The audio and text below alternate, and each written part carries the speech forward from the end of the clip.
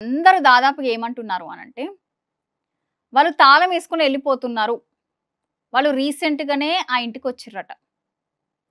ఆ ఇంటికొచ్చింది 1 month, 2 months అయితుందంట. ఇప్పటివరకు ఎవరితో మాట్లాడడం గానీ, ఎవరిని కలవడం గానీ అట్లాంటిది ఏం లేదంటక్కడ. వాస్తవాలు చెప్పాలి అనంటే, నిజంగానే చెప్తా నేనైతే నెగెటివే ట్రోల్ అయితుందక్కడ. నెగెటివ్‌నే చెప్తుర్రు. పాజిటివ్‌గా ఎవరు చెప్పట్ల. మేము పాజిటివ్‌గా ఆలోచించినాం. ఎందుకు అనంటే, అమ్మాయి తప్పుంటది, అబ్బాయి తప్పుంటది కాబట్టి, ఆ అబ్బాయి ఏమన్నాడో పాపం ఆమెని. ఇట్ల సైడ్ గూడా ఆలోచించాలి గదా! అనే ఆలోచనొచ్చింది. కానీ అక్కడికెళ్ళిన తర్వాత కనీసం మేము ఫోను జేసి ఎంతమంది ఫోను చేసినాం దెలుసా? ఇటు జూడండి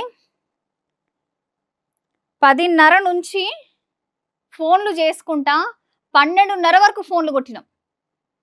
నా ఫోను గాదు. మా కెమెరామాన్ ఫోన్‌ల నుంచి గూడా 100 సార్ల ఫోన్లు గొట్టినాం. వాళ్ళ అన్నయ్యకి గాకపోతే ఆమెకి, ఆమెకి గాకపోతే వాళ్ళ అన్నయ్యకి.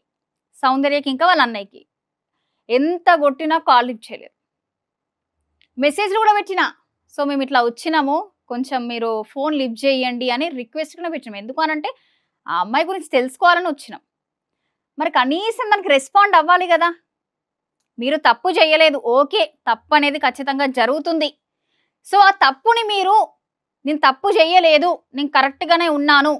రాజుయే నన్ను టార్చర్ చేసిండు అని అంత బద్దలు గుద్దినట్టు చెప్పినప్పుడు నువ్వు కన్ఫర్మ్‌గా నువ్వు కనీసం మెసేజ్‌కి రెస్పాండ్ అవ్వాలి. మెసేజ్‌కి రెస్పాండ్ అవ్వాలి. కాల్‌కి రెస్పాండ్ అవ్వాలి.